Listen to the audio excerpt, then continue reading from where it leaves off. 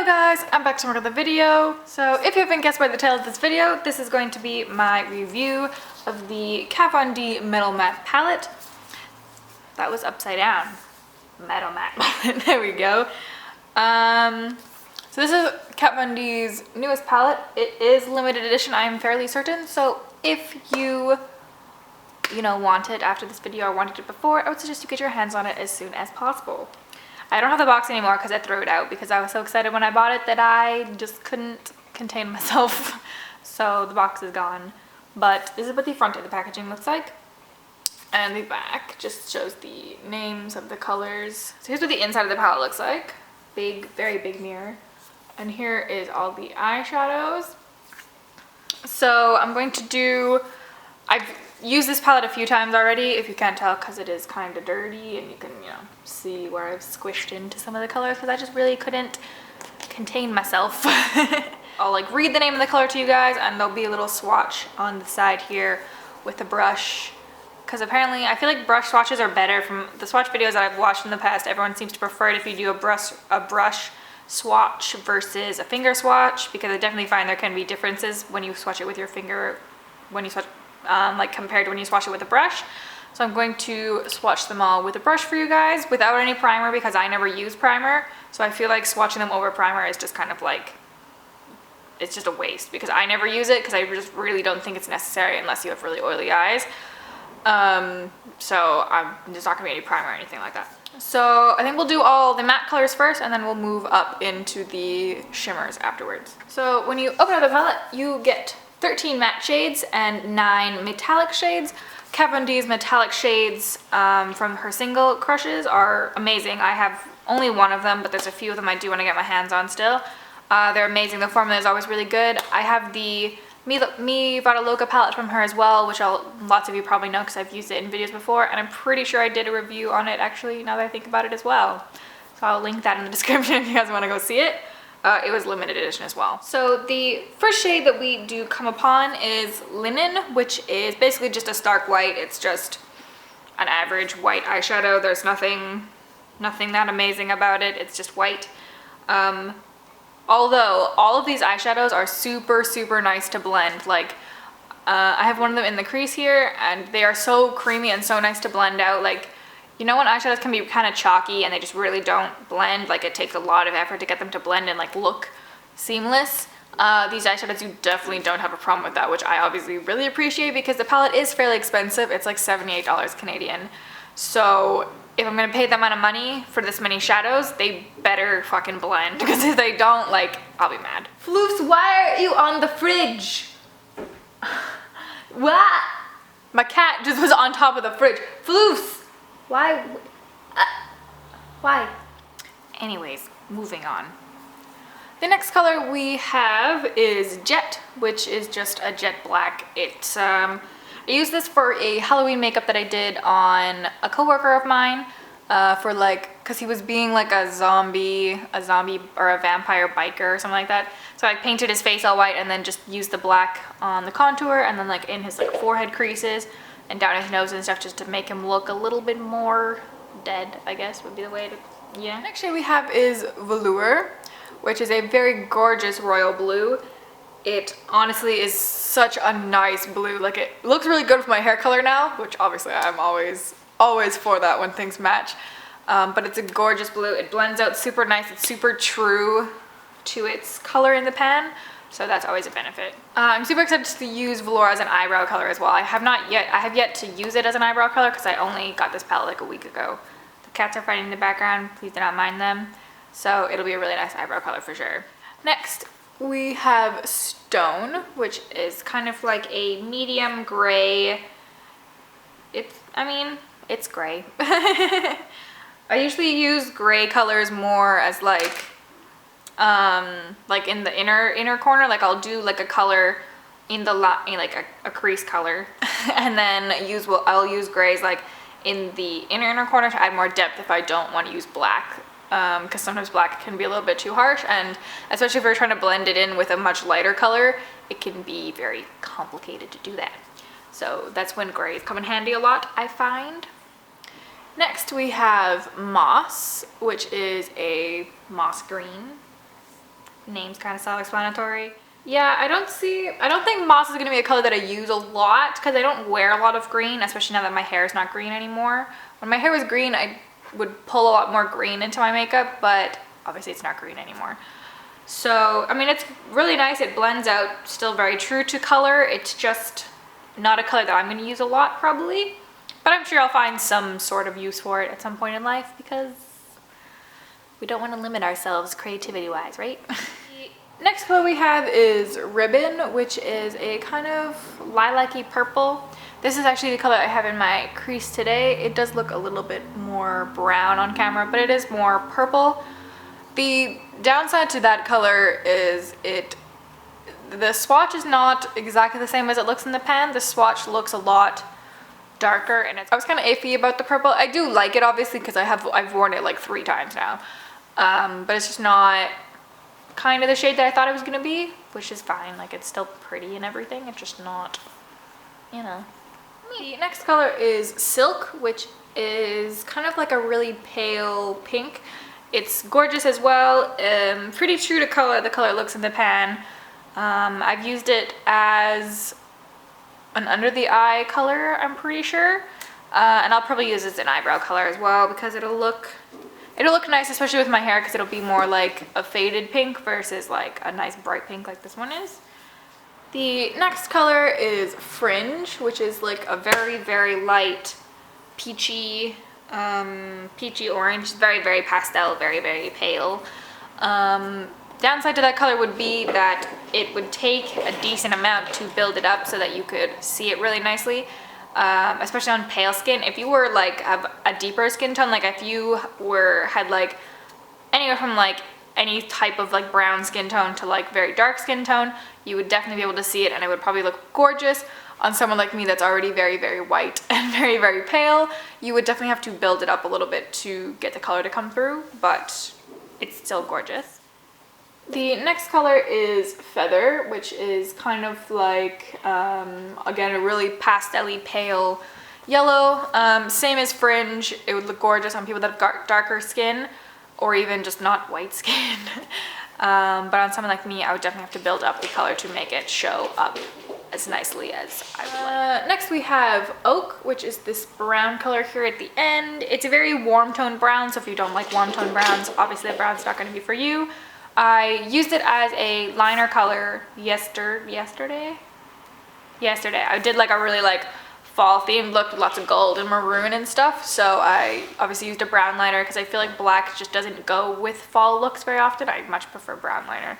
So that's a perfect like fall brown. So if you really like doing fall makeup, that's definitely a very nice brown. Next we have Suede, which is just a tan beige eyeshadow. Definitely good for transition colors to put in the crease before you put down lots of colored eyeshadow. To like, you put down a white base and then put that in the crease so the eyeshadows blend into each other nicer. I probably will never really use that color, to be honest. It'll be one of those colors that I just never really use because it's just not my style. Next we have Bone, which is kind of like a off-white eyeshadow. I use it a lot to blend out because I've gotten into this habit now of like when I take my eyeshadow and I've got everything kind of in place, I'll take like a white or an off-white eyeshadow with a really fluffy brush and just blend out the edges of the eyeshadow. I feel like it helps it all kind of blend out a little bit more seamlessly and look a little bit better all together. So it kind of helps with that like segregation between like eyeshadow and like regular skin. So I'll do that. I've used that color for that all the time because it's gorgeous and it looks really nice on my skin tone because it's off-white instead of just white, so it doesn't wash my skin out or anything like that. The last matte color we have is Velvet, which is a matte maroon eyeshadow. If you're wondering what those little claw marks are in the eyeshadow, that would be my roommate's cat. I just bought this palette, had it left open on my dresser, went into the bathroom to fix my makeup, was in the bathroom for maybe 5 minutes, come back to 3 claw marks in my eyeshadow and a paw print on my desk from a cat. And I know it wasn't my cat because my cat's much bigger and doesn't ever go up on my desk, so I was unhappy about that. But anyways, back to the actual color. I thought it was going to be really, really gorgeous. It's still gorgeous, like it's still a nice color, but it's just not as true to the color in the pan as I thought it was gonna be. It comes off a lot more brown on, at least on, probably on camera, and then like on people, or at least on me, it comes off a lot more brown. It may come off more red on people with darker skin, but on me it comes out a lot more brown, which is kind of unfortunate. Next we'll move on to the top row, to all the shimmers, starting from the same side. So first we have Nebula, which is this gorgeous royal blue. I've used it on my lid as a shimmer, and we'll probably use it on my eyebrows at some point because it's just that gorgeous of a color. And it's super creamy, super blendable, and that's really important to me in shimmer shadows because sometimes shimmer shadows can be very chunky and very like, ugh. They usually sometimes don't blend very well, especially if they're of the lower price point. So I was obviously very happy that all of these shimmer shadows blend out super nice. Next we have Weight, which is a gorgeous teal color. If you can see, I've already used it a very decent amount considering I've only had this palette for like maybe a week at this point. It's gorgeous, it's very, very creamy, very beautiful color, very true to its color in the pan. I've used it as an eyeliner color, as a waterline color, and maybe even as an eyebrow color already at this point. And maybe an under eye color. I don't remember exactly. You'll definitely be seeing that eyeshadow come up a lot in probably future videos because it's super gorgeous and it matches now the under color of my hair, which is just like an extra added bonus. Next we have Ignite, which is kind of like a pale pastel-y like blue-green. Very gorgeous, super creamy, would be really nice as a lid color with, even if you put like velour, which was that royal blue in the crease with that, with Ignite on the lid, I bet you that would look gorgeous. Or if you put ribbon as well, would be gorgeous as well. Very versatile color in my opinion. The next color is Tinsel, which is this silver shimmery shade. It's super gorgeous. It's a little bit more chunky glitter-wise than the other shades. It's definitely got much bigger granules of glitter in it.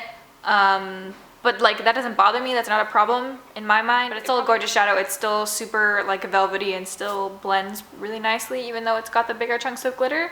So I don't have any complaints with it. Next we have Glitz, which is this very, very, very light pastel-y pink shadow. It's still very true to its color in the pan. It's gorgeous, would be a super nice like lid color if you were doing like a super like all pink makeup look, which I've done in the past. It'd be a gorgeous lid color because it would have just enough pink to fit in with everything, but it's light enough that it wouldn't draw attention away from things and it would all mix together really nice. So that's probably how I use that color, or as an inner corner highlight, or even as an actual highlight, to be honest. It probably would work really nice as like a cheek highlight because it's just that it's got the shimmer, but it's just still very pastel. So if you didn't want to just put a shit ton of pink on your face, you could just do like that light little highlight of it. Next we have Twinkle, which as you can see I have used a decent amount as well. I'm pretty sure I used this one for sure as an under eye color and definitely in the inner corner as well. It's super nice. Again, super true to color, not very chunky, really blendable. 10 out of 10. We have Volt, which is kind of, it's a very interesting color. I do like it. It's, how would you describe it? It's like a purpley, it's like a purple, but when you look close at it, it almost looks like there's like little bits of like brown and stuff in it. It's a very interesting color. It's hard to describe. I've never really seen a color like it, which is good because like that's what we want in eyeshadow palettes. Like you want different kinds of colors. So it's very interesting. I use this as a eyeliner and an other under eye color as well, I believe. Next we have Synergy, which is a metallic brown, warm tone brown again. Don't know how much I'll use that one, to be honest. I'll probably use it at some point because there is occasions where I will do a brown crease. Not very often because it's not really my style, but super nice, super blendable. Would make a lot of these colors a lot more wearable for some people. If you did the brown in the crease, it makes it a little bit more like everyday wearable. And lastly we have Flash, which is a gorgeous warm toned gold. It's super true to its color. It's super pigmented and it's so pretty. Like, it was one of the first colors I was really attracted to when I opened that palette, and like, it's so gorgeous. It looks so good for fall looks, especially with velvet in the crease and then flash. It's so pretty. It's so pretty. But yeah, so that is everything for the Metal Matte palette. Overall, I like it. It's a bit expensive for the average everyday human being, but if you're willing to spend the money on it, I think it's worth it. It's slightly more pastel than I kind of would have liked, to be perfectly honest, but that just means I'll use it a couple less times, but I'm still gonna get at least its money worth out of it easily.